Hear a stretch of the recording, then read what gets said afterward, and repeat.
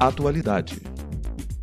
Educadores exigem valorização e respeito. No último dia 12 de agosto, a coordenadora-geral do Sindiúti, Denise Romano, esteve na audiência pública realizada pela Comissão do Trabalho, da Previdência e da Assistência Social da Assembleia Legislativa para debater sobre a reforma da Previdência do Governo do Estado e a situação do Instituto de Previdência dos Servidores de Minas Gerais, IPSENG. Ela representou os mais de 800 mil usuários da assistência em saúde oferecida pelo IPSENG e fez a defesa da autonomia e da realização de mais concursos públicos para o Instituto. Quando nós fomos, o Sindiúti foi chamado a falar em nome dos usuários do sistema, os usuários da assistência à saúde, nós passamos a conversar e a aprofundar e a perguntar para as pessoas na vida concreta o que é que significa assistência à saúde do IPSENG. É o ideal? Não, não é o ideal. Tem que ser ampliada? Precisa ser ampliada, porque o Estado é imenso, tem 853 municípios, mas uma coisa me saltou aos olhos: as pessoas acreditam, defendem e lutam pela manutenção da assistência médica desse instituto, porque ela é feita com excelência, apesar do sucateamento, apesar da tentativa de desmonte, apesar da ideia, e não me digam que não é, nós podemos concluir, a fala do governo sempre aponta nesta direção de privatização. Denise Romano também falou de relatos emocionantes sobre atendimentos por aqueles que precisam do IPSENG. Eu li relatos que emocionam, pessoas dizendo: olha, meu marido chegou praticamente morto ao HGIP. E em 2 dias ele foi submetido a uma cirurgia cardíaca de altíssima complexidade e a sua vida foi salva pelo Instituto. Experimentem digitar no Facebook, obrigado IPSENG, vocês vão ver vídeos de pessoas dizendo por que é que agradecem o atendimento que tiveram, mães agradecendo o tratamento que seus filhos tiveram, servidores com tratamentos de doenças graves, dizendo sobre a importância da manutenção desse direito do trabalhador. Tem uma outra questão também que é importante que a gente diga. Todas as vezes que a gente ouve aqui integrantes do governo e a discussão específica em relação à reforma e o que ela significa para o servidor público, tem sempre uma insistência em se dizer que não significa retirada de direitos, que não significa nenhum prejuízo aos servidores. Mas todos os elementos que compõem esta reforma apontam para isso. Todas as discussões em relação a cálculo de benefícios de aposentadoria, retirada da assistência à saúde do Instituto, que vai ser uma consequência se ele for dividido, se a sua gestão for dividida. Sem falar na redução nominal do salário no final do mês, caso a reforma seja aprovada com as alíquotas que estão propostas pelo governo. Nós fizemos um cálculo, não é alvo dessa audiência, mas é importante que a gente sempre discuta, pelas regras de cálculo de benefícios, a redução, a perda salarial em relação ao salário da ativa, de acordo com as regras colocadas pela reforma, gira em torno de 67% de redução do salário que a professora recebe na ativa e do que ela vai receber depois de passar 40 anos na sala de aula, de acordo com as regras que estão previstas nos projetos de reforma. Isso é importante que a gente discuta. E aí, olha só o cenário que está por vir para o usuário do IPSENG, para os seus familiares, para o trabalhador, para o servidor público do Estado. Contribuir mais, receber menos e ter negado o seu direito à saúde. Porque não é outra coisa o que nós estamos discutindo aqui. Então, é importante que isso fique muito bem explicado, porque a defesa que nós sempre fizemos, intransigente, porque, neste caso, nós somos, sim, intransigentes, do IPSENG, da sua rede, da ampliação da sua rede de atendimento, toda a excelência que a gente viu nos relatos, as pessoas chegam a dizer que se sentem confortadas enfrentando uma quimioterapia, porque sabem que tem um servidor público do lado delas, que está no mesmo barco, que está lá atendendo.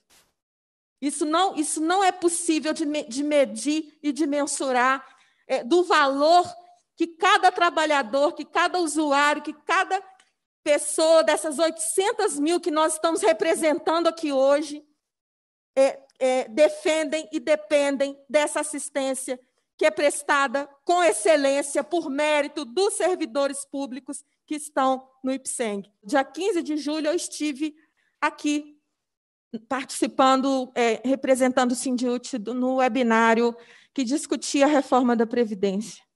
De 15 de julho do mês passado até hoje, a situação da pandemia não se modificou, muito pelo contrário, ela está sendo agravada. O número de mortes que nós tínhamos em 15 de julho era hoje o número é muito maior. Então, não é um momento de se discutir redução de direitos, alterações previdenciárias, no momento em que nós estamos combatendo a morte, no momento em que a morte bate à nossa porta todos os dias. Quem de vocês aqui ou que está assistindo a esta audiência não perdeu alguém que conhece, não perdeu um familiar, não tem um familiar contaminado, desesperado, esperando que o tempo passe para ele descobrir se a forma que ele teve de Covid é grave ou é mais branda? É isso que nós estamos enfrentando. Não vamos tampar o sol com a peneira. Nós estamos enfrentando o risco de ter milhares de mortes no nosso estado. São essas as questões que precisavam ser prioritárias nesta casa. São essas as questões que precisavam ser prioritárias para o governo.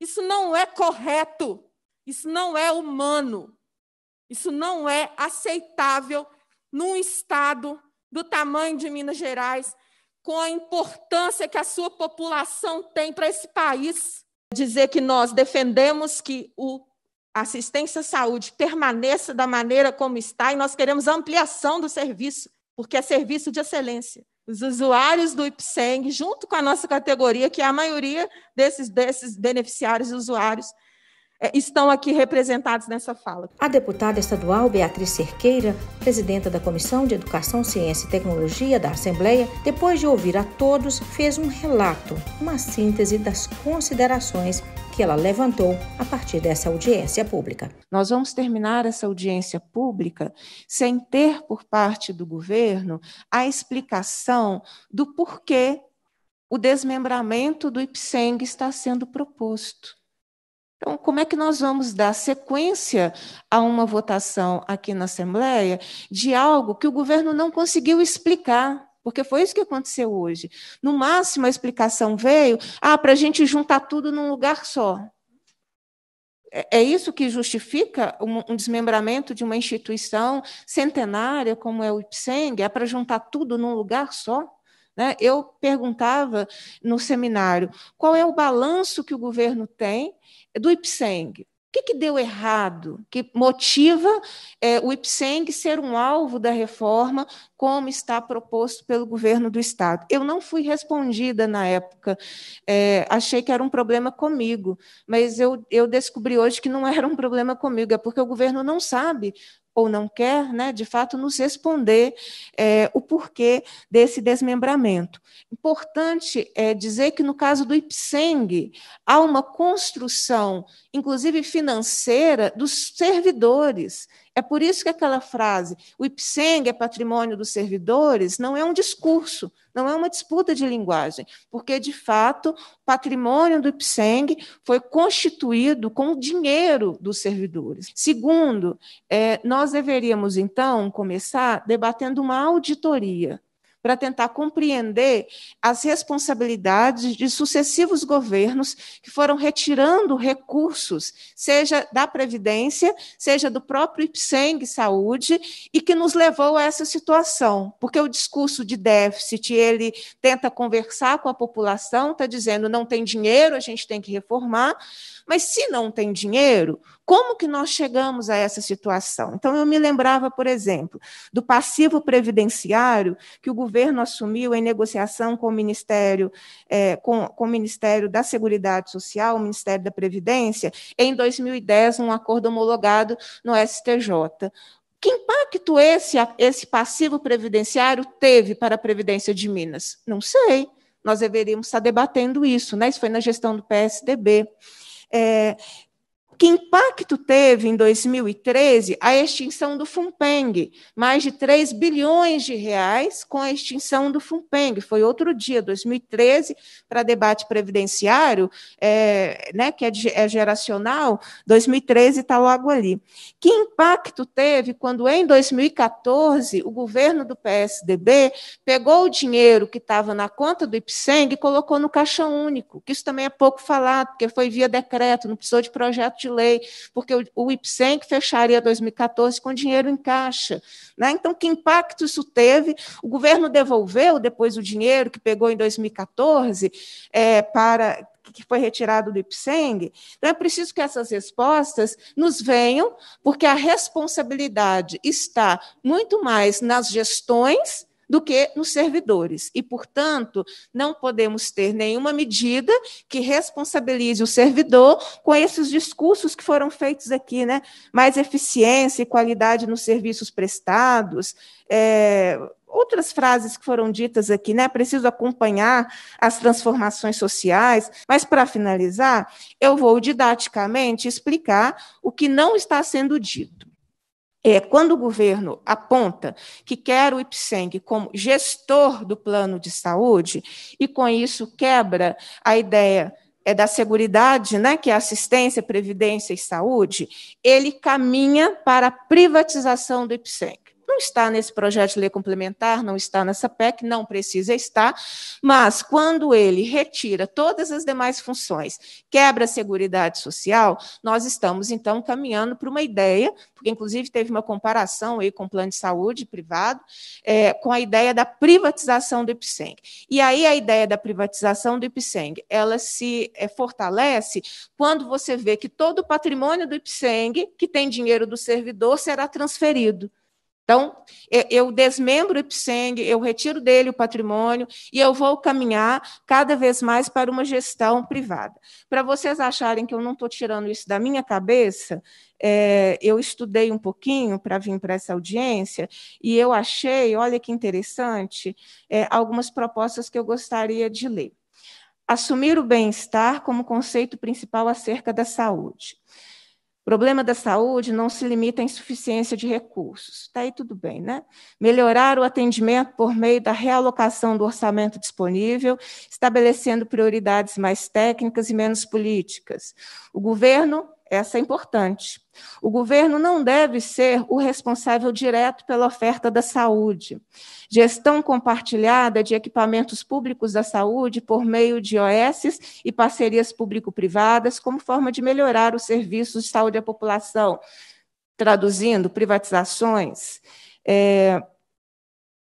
assistência à saúde assegurada, essa é importantíssima, assistência à saúde assegurada pelo livre mercado.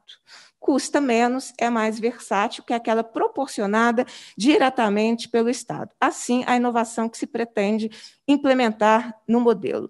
De onde é isso? É o plano de governo do atual governador. Então, ele já havia colocado o que ele pensa sobre saúde, que na visão dele não é pública, não é um direito, e, portanto, o que ele pensa sobre o IPSENG.